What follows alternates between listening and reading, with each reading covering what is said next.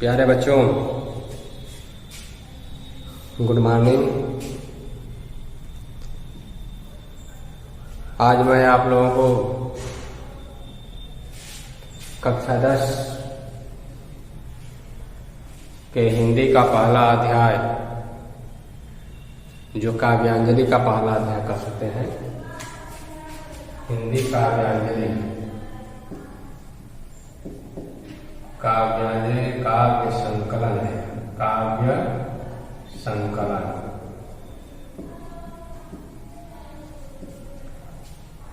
हिंदी काव्य संकलन के प्रथम अध्याय,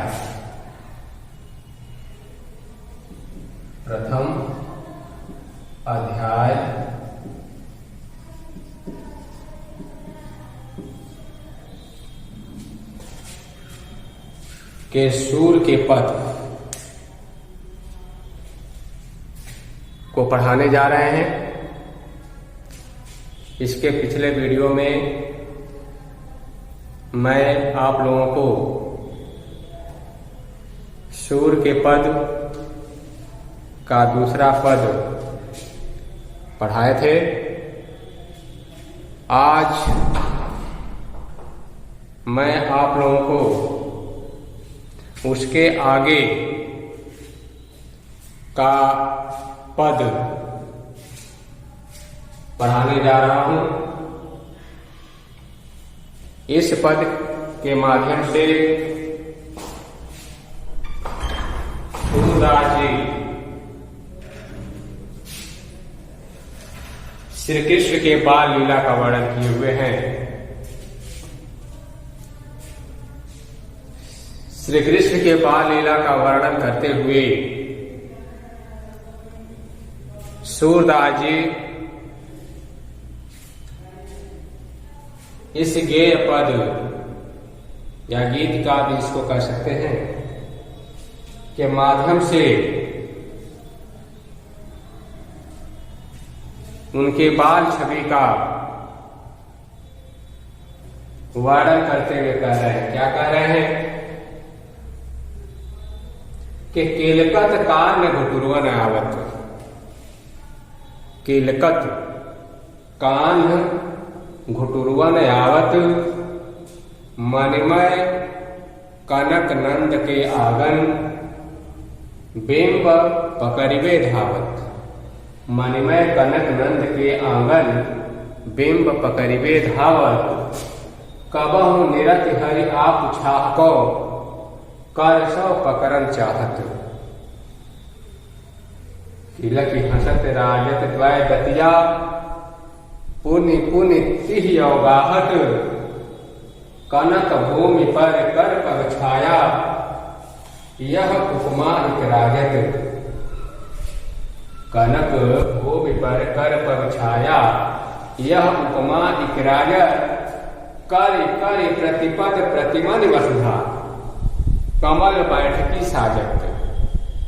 कर करी प्रतिपद प्रतिमन वसुधा, कमल बैठकी साजत। बाल दशा सुख निरख यशोदा, पुण्य पुण्य नंद बुलावर। अचरा तरलय ढांक सूर के, प्रभु को दूध पियावती। कवि सूरदास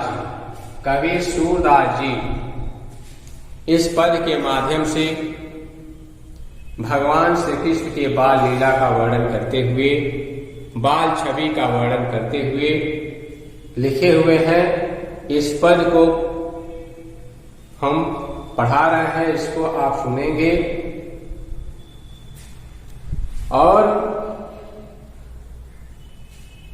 इसको जानने का प्रयास करेंगे कि एक अंधा व्यक्ति जिसकी दोनों आंखें नहीं थी, दोनों आंखों से अंधा था, और वह एक बालक की बाल छवि का कितना सुंदर वर्णन किए हैं।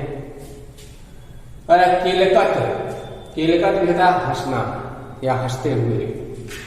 कान श्री कृष्ण, घुटुरवन घुटनों के बल, घुटनों के बल, घुटनों में होता है घुटनों के बल,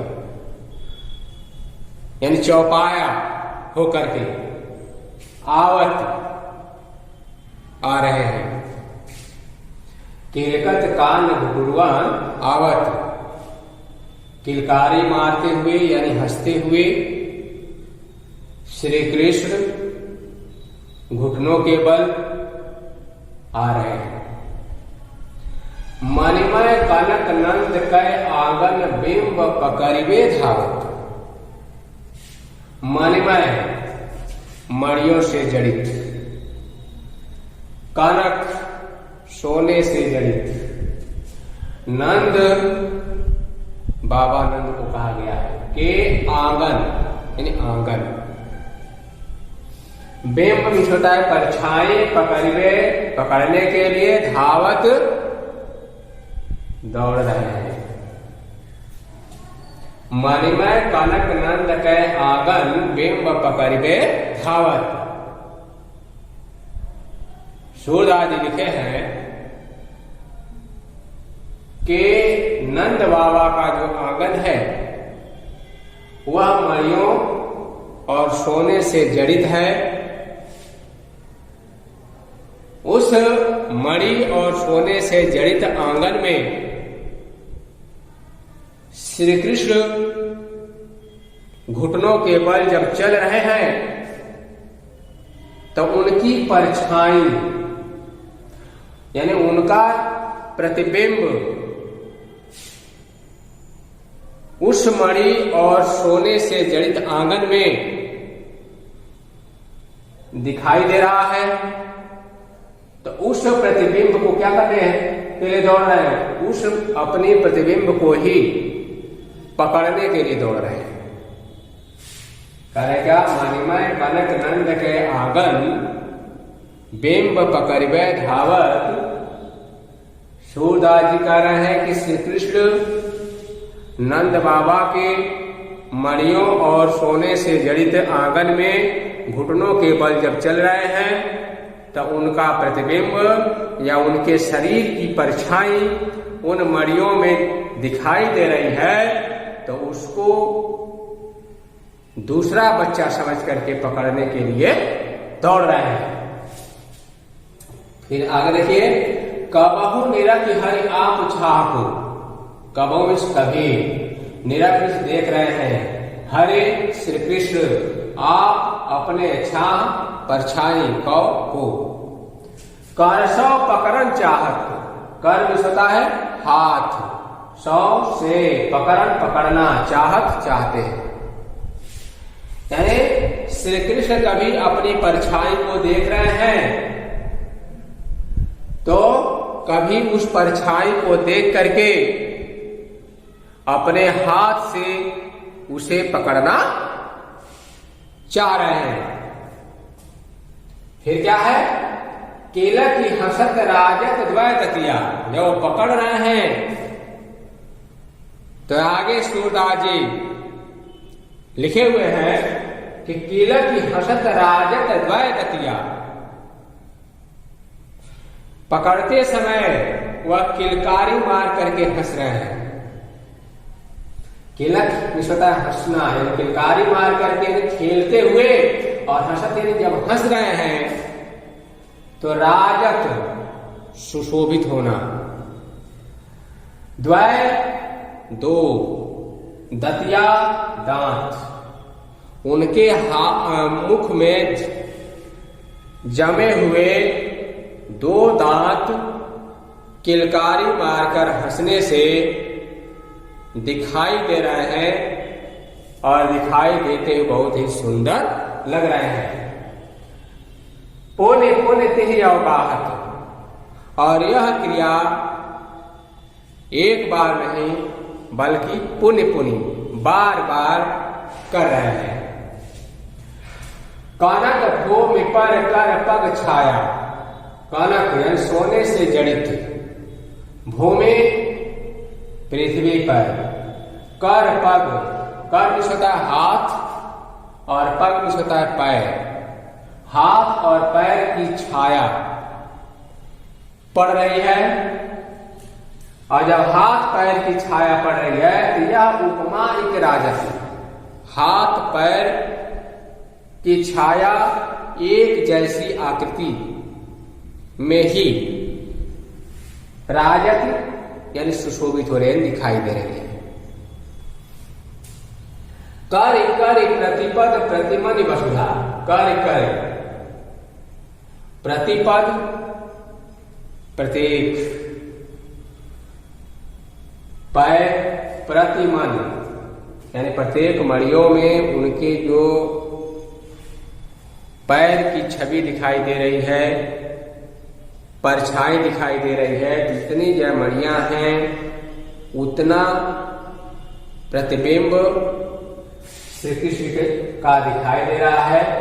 तो हाथ और पैर प्रत्येक मणियों में जितनी मणियां जड़ी हुई हैं उतने रूप में दिखाई दे रही हैं। वसुधा यानी पृथ्वी पर जितनी मणियां जड़ी गई हैं उन मणियों में यानी सभी मणियों में श्री कृष्ण के हाथ और पैर का प्रतिबिंब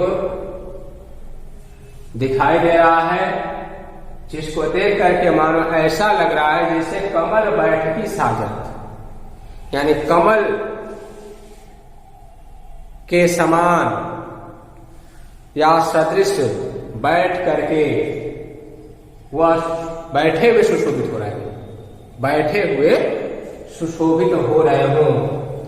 बाल दशा सुख निरत यशोदा, आगे कवि लिखे हुए हैं कि बाल दशा श्री कृष्ण के इस बाल रूप या स्थिति को देख करके सुख की अनुभूति करते हुए यशोदा देख करके और सुख की अनुभूति करते हुए माता यशोदा पुण्य पुण्य नंद बुलावत, पुण्य पुण्य में होता है बार बार, बाबा नंद को क्या करें, बुला रही है। बाल दशा सुख निरत यशोदा पुण्य पुण्य नंद बुलावती। इस बाल दशा को देख करके, श्री कृष्ण की इस बाल छवि को देख करके सुख का अनुभव करते हुए माता यशोदा नंद बाबा को बार बार बुला रही है। आचरा करला ढाक सूर के प्रभु को दूध पियावती। आचरा तर, आचरा मिश्र आंचल, तर मिश्र है नीचे, यानी आंचल के नीचे या आंचल से ढक करके सूर्य के प्रभु को दूध पिया। सूरदास जी लिखे हुए हैं कि माता यशोदा श्री कृष्ण की इस बाल छवि को जब देखती हैं तब उनका मातृत्व प्रेम जागृत हो जाता है, और जब मातृत्व प्रेम जागृत हो जाता है तो वह अपने पुत्र श्री कृष्ण को गोद में उठाकर आंचल से ढक करके दूध पिलाने लगती हैं। फिर से देखिए इसको, केलकत कांड गुटुरवन यावत मणिमय कनक नंद के यागन बिंब पकड़वे धावत। कबहु नयति हरिछाह आपको करसव पकड़न चाहत। केलक हसत राजा द्वय दतिया पुण्य पुनिति अवगाहत। कनक भूमि पर कर पग छाया यह उपमा एक राजत। कर कर प्रतिपद प्रतिमन वसुधा कमल बैठकी साजत। बाल दशा सुख निरत यशोदा पुण्य पुण्य नंद बुलावती। आचरा तरलय ढाक सूर्य को प्रभु सूर्य के प्रभु को दूध पियावती। इस गीत काव्य या गेय पद के माध्यम से सूरदास जी श्री कृष्ण के बाल छवि का वर्णन करते हुए लिखे हुए हैं कि श्री कृष्ण हंसते हुए घुटनों के बल आ रहे हैं। नंद बाबा का आंगनबाड़ी और सोने से जड़ित है, जिसमें श्री कृष्ण जब घुटनों के बल चल रहे हैं तो उन मड़ियों से जड़ित आंगन में उनके शरीर की परछाई दिखाई दे रही है, जिसको किसी दूसरे का बालक समझ करके उसे पकड़ना चाहते हैं। पकड़ते समय जब पकड़ नहीं पाते हैं तो कभी श्री कृष्ण अपनी परछाई को देखने लगते हैं, तो कभी फिर वह अपने हाथों से पकड़ने चाहते हैं या पकड़ना चाहते हैं। उसके बाद आगे कभी लिखे हुए हैं कि जब वह किलकारी मार करके हंसते हैं तो उनके मुख में जमे हुए 2 दांत बहुत ही सुंदर दिखाई देते हैं, सुशोभित होते हैं। और यह क्रिया एक बार नहीं बल्कि वह बार बार कर रहे हैं। सोने से जड़ित भोज पर जब उनकी छवि या उनके शरीर की छवि या उनके हाथ और पैर की छाया पड़ती है तो वह एक जैसी ही सुशोभित होती हुई दिखाई दे रही है। उनके हाथ पैरों का प्रतिबिंब प्रत्येक मड़ियों में दिखाई देता है या प्रतिबिंबी होता है। तो जितनी मड़ियां वहां जड़ित हुई है उतना प्रतिबिंब श्री कृष्ण के हाथ पैरों का दिखाई दे रहा है, जिसको देख करके ऐसा लगा जैसे पृथ्वी पर कमल के समान सुंदर रूप में वह बैठे हुए सुशोभित हो रहे हो या दिखाई दे रहे हो। आगे कवि लिखे हुए हैं कि इस बाल दशा को देख करके सुख की अनुभूति करते हुए माता यशोदा बार बार नंद बाबा को बुला रही हैं। अंतिम पंक्ति में सूरदास जी लिखे हैं कि जब बुला रही हैं और श्री कृष्ण की इस बाल छवि को देखती हैं तो उनके अंदर मातृत्व प्रेम जागृत हो जाता है और वह अपने गोद में श्री कृष्ण को ले करके आंचल से ढक करके दूध पिलाने लगती है। तो यह तीसरा पद सूर्य के पद का जो था ये उसकी व्याख्या मैंने आपके सामने रख दिया। इसको आप ध्यान से देखेंगे, सुनेंगे और अपने मना मस्तिष्क में बैठाएंगे। अब उसके बाद काव्य सौंदर्य आता है लिखने के लिए। तो काव्य सौंदर्य का मतलब कि इस पद में क्या क्या चीजें रखी गई है। तो काव्य सौंदर्य की जब बात आ रही है तो देखिए इसमें सबसे पहले रस इसमें है वात्सल्य। वात्सल्य रस है। छंद की बात कहे तो गीत काव्य, गीत काव्य है। अलंकार की बात कही जाए तो अलंकार में यहां अनुप्रास और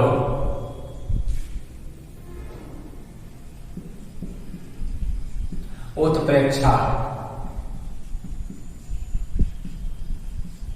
अनुप्रास और उत्प्रेक्षा इस काव्य में अलंकार है। गुण की बात कही जाए तो है माधुर्य गुण। माधुर्य गुण भाषा है ब्रजभाषा,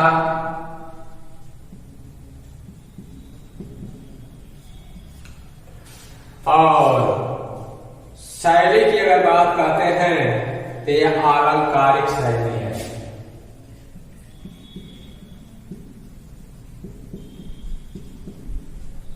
आलंकारिक शैली, ये काव्य सौंदर्य रहा। इसमें अनुप्रास और उत्प्रेक्षा की झलक दिखाई दे रही है। उत्प्रेक्षा जैसे कि यहां हमने आपको